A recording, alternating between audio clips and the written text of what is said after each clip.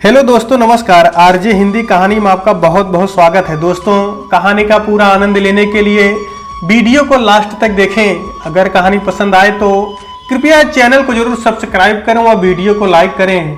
तो दोस्तों चलिए शुरू करते हैं। बचपन से सुजाता कभी दादी तो कभी माँ से सुनती आई थी कि जो करना है अपने घर जाकर करना। जो बात उसे बचपन में समझ नहीं आई थी वह बात उसे लड़कपन आते आते अड़ोस पड़ोस रिश्तेदारी में होने वाली लड़कियों की शादी देखकर समझ आने लगी थी कि लड़कियों को शादी के बाद अपना घर छोड़कर अपने पति के घर जाना होता है। विवाह के पश्चात फिर संपूर्ण जीवन वहीं व्यतीत करना होता है।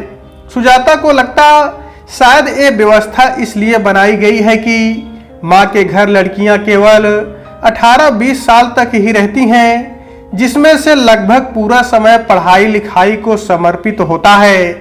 घर परिवार के कार्यों के प्रति निर्णय लेने का समय जब तक किसी लड़की के जीवन में आता है तब तक वह विवाह सूत्र में बंध चुकी होती है।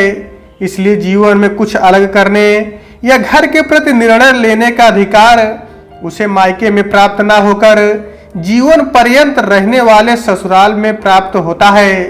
सुजाता के पिता ने एक समझदार पिता की भांति अपने बड़े पुत्र के विवाह के पश्चात छोटे पुत्र से पहले सबसे छोटी बेटी सुजाता का रिश्ता उसके ग्रेजुएशन के अंतिम वर्ष में प्रवेश करते ही तय कर दिया।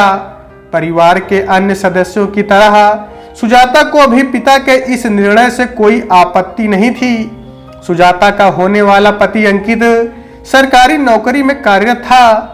ससुर जी भी सरकारी विभाग में काम करते थे। सासू माँ उसकी माँ की ही तरह गृहिणी थी। अंकित की बड़ी बहन विभा का विवाह हो चुका था और छोटी बहन वसुधा अपनी पढ़ाई खत्म कर चुकी थी। आयु में वो सुजाता से 2 वर्ष बड़ी थी। अंकित के परिवार वाले वसुधा के विवाह के लिए प्रयासरत थे। ग्रेजुएशन की समाप्ति के पश्चात सुजाता और अंकित का विवाह संपन्न हुआ। सुजाता अपने घर का सपना संजोए ससुराल आ गई। यह उसका अपना घर था, जैसा कि वो हमेशा से दादी और माँ के साथ साथ समाज के लोगों से भी सुनती आई थी। घर के सभी सदस्यों को वो हृदय से अपना मान चुकी थी।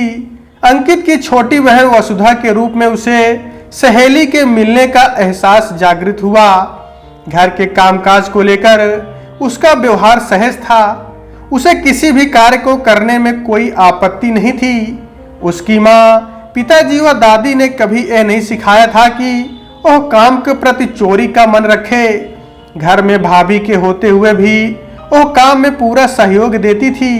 कभी दादी उसे प्यार से काम के वक्त अपने पास बैठा भी देती तो पिताजी की मूक दृष्टि उसे उनके हाव भाव से कार्य करने की आज्ञा दे देती, जिसका उसने कभी उल्लंघन नहीं किया था। माँ तो गृह कार्य के प्रति सजग थी ही, दादी भी अपने सामर्थ्य के अनुसार सदैव मदद करती थी।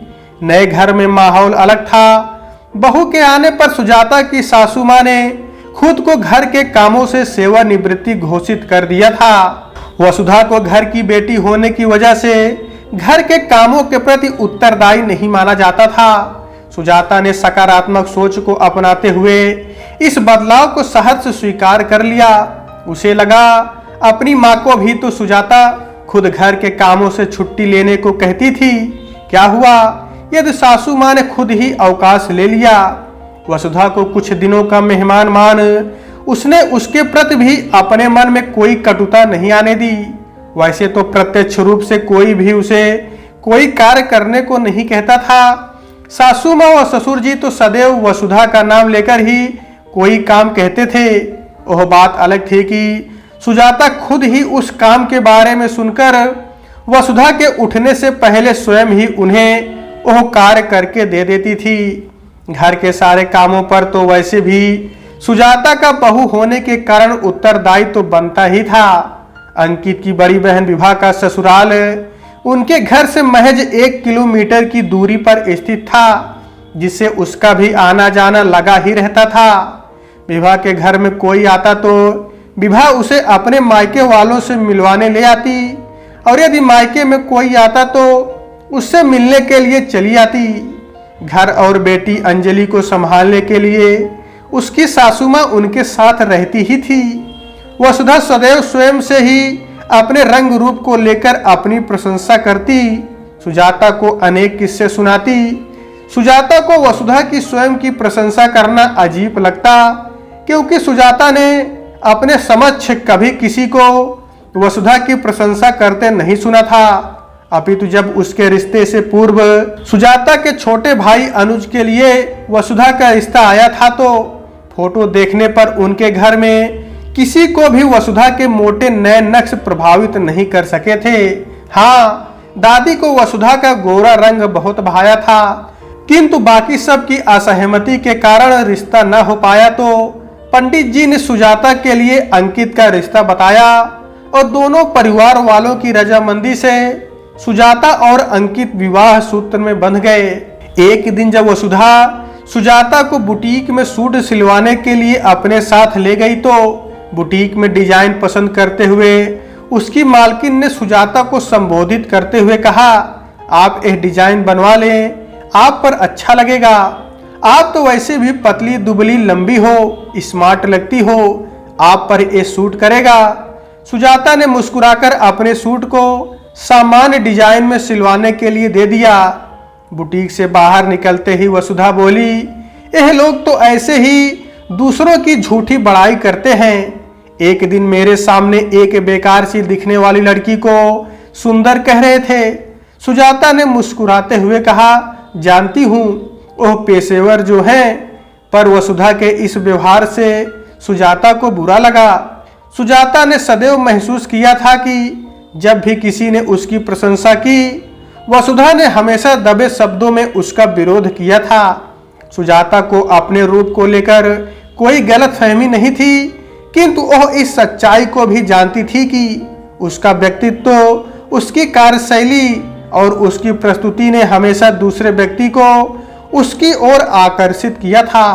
सुजाता का पूरा दिन घर के कामों में निकलता, किंतु वह संतुष्ट थी। यह उसका घर था। विवाह के 1.5 साल पश्चात सुजाता गर्भवती हुई। वह अत्यंत खुश थी, क्योंकि दोनों परिवार की महिलाओं द्वारा उससे घर में नए मेहमान की अपेक्षा विवाह के 1 महीने के पूरे होते शुरू कर दी गई थी। गर्भधारण के दौरान आने वाली परेशानियां जब शुरू हुई, तो सुजाता को शारीरिक परेशानियों का भी सामना करना पड़ा। घर के काम अब उसे थोड़े भारी लगने लगे। वसुधा जो काम में तो सहयोग न देती थी, लेकिन उसका लगातार साथ रहना और बतियाना सुजाता को मानसिक रूप से हल्का जरूर महसूस करवाता था। जैसे जैसे सुजाता की शारीरिक क्षमता कम होने लगी और उसको मदद की आवश्यकता हुई, वसुधा ने उसके साथ बतियाना कम कर दिया। अब वसुधा द्वारा सलाह दिए जाने का कार्य पूर्ण रूप से सुजाता की गर्भावस्था और उसके दिनचर्या से संबंधित होने लगा। वसुधा सुजाता को सलाह देती कि उसे निरंतर कार्य करते रहना चाहिए, ताकि बच्चे के जन्म के समय सुजाता को दिक्कत ना हो। वसुधा सुजाता को समझाती कि प्रसव के समय उसे शांत रहना होगा। कई औरतें जो दर्द में चीखती चिल्लाती हैं, उससे कोई फायदा नहीं होता, बल्कि उनका मजाक ही बनता है। सुजाता को वसुधा की ऐसे विषय पर दी गई सलाह, जिसका वसुधा को स्वयं अनुभव नहीं था, अजीब लगती, परंतु रिश्तों का लिहाज कर वो चुप्पी साध लेती। इस दौरान सुजाता को मायका बहुत याद आता। लोगों के समक्ष तो सासू माँ शिकायत करती कि सुजाता कुछ बोलती नहीं, किंतु जब भी सुजाता अपने स्वास्थ्य को लेकर चिंता व्यक्त करती, तो सासू माँ सदैव यह कहकर टाल देती कि यह सब औरतों के साथ होता है। खाने की किसी इच्छा पर उनको घर का बजट याद आ जाता और उनके अनुसार वही रसोई में बनना चाहिए जो सब खा लें। सुजाता मन महसूस कर रह जाती। सुजाता जब कभी मायके जाने की बात कहती, तो उनके द्वारा कभी रीति रिवाजों को तो कभी घर की परिस्थितियों को देखते हुए जाने पर रोक लगा दी जाती। अंकित से जब सुजाता ने इस अवस्था में आंशिक रूप से सासू माँ और वसुधा के सहयोग की आवश्यकता व्यक्त की, तो अंकित ने इसे औरतों के बीच का मामला कहकर अपना दायित्व खत्म कर दिया। किंतु पति का फर्ज निभाते हुए वह अक्सर रविवार वाले दिन सुजाता को थोड़ी देर के लिए घुमाने ले जाता और उसे उसकी इच्छा के अनुसार कुछ खिला देता।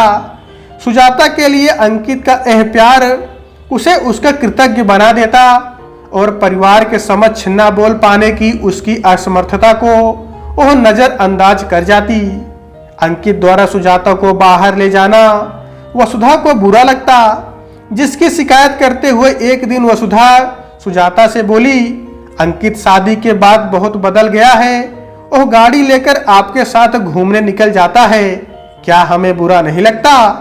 सुजाता ने उसे कोई जवाब नहीं दिया, पर दिल में खटास उत्पन्न हो गई। उसे लगा सब कुछ जानने समझने वाली वसुधा को क्या अंकित का सुजाता के प्रति दायित्व समझ नहीं आता? विवाह के 2 साल बाद इस अवस्था में यदि अंकित उसे घंटे 2 घंटे के लिए बिना घर के किसी काम में रुकावट डाले बाहर ले जाता है तो इसमें परिवार वालों को क्या कोई आपत्ति होनी चाहिए? विवाह आती तो 4 और हिदायतें सुना जाती, जिसका सार यही होता कि सुजाता को शारीरिक रूप से कार्य करते रहना चाहिए, जबकि स्वयं वसुधा ने उसे बताया था कि विवाह अपनी गर्भावस्था के दौरान ज्यादातर मायके में रही थी, क्योंकि मम्मी कहती थी कि आंटी जी विवाह का वैसा ख्याल नहीं रखेंगी जैसा यहाँ रखा जाएगा, इसलिए मम्मी विवाह को थोड़े थोड़े समय बाद यहाँ बुला लेती थी। उसकी बेटी अंजलि का नामकरण संस्कार भी मायके में ही किया गया था। ससुर जी द्वारा अक्सर सुजाता के समक्ष की गई टिप्पणी की लड़की को अपने ससुराल को ही अपना घर समझना चाहिए, पर सुजाता को बहुत ही आश्चर्य होता। तय समय पर सुजाता ने एक पुत्र को जन्म दिया। बच्चे के आगमन से सभी खुश थे, किंतु बढ़े हुए कार्य का भार पूर्ण रूप से सुजाता के ऊपर आ गया।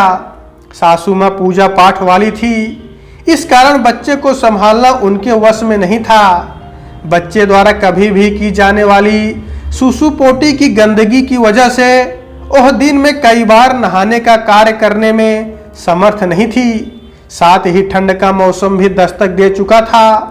वसुधा उम्र में बड़ी और व्यवहार में सुजाता से चतुर थी, लेकिन थी तो कुंवारी लड़की, उसे बच्चे को लेकर कोई अनुभव न था। साथ ही वसुधा की बात बात पर कटाक्ष करने की आदत और सुजाता के प्रति उसके व्यवहार के कारण सुजाता अब उससे किसी तरह का सहयोग लेना भी नहीं चाहती थी। रिवाज के अनुसार की जाने वाली 11 दिन की छूत में भी सुजाता बच्चे का सारा काम करती रही और पूरे परिवार के कपड़े उसके लिए स्नान घर में छोड़ दिए जाते, क्योंकि रसोई घर में 11 दिन तक किसी भी तरह का उसका जाना संभव नहीं था। तो सुजाता के पास समय की अधिकता सभी को नजर आती थी।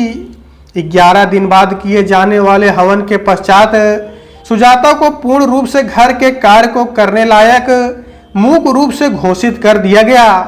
सुजाता अपनी पुरानी अवस्था में थी, परिवार के लिए 24/7 घूमने वाली मशीन।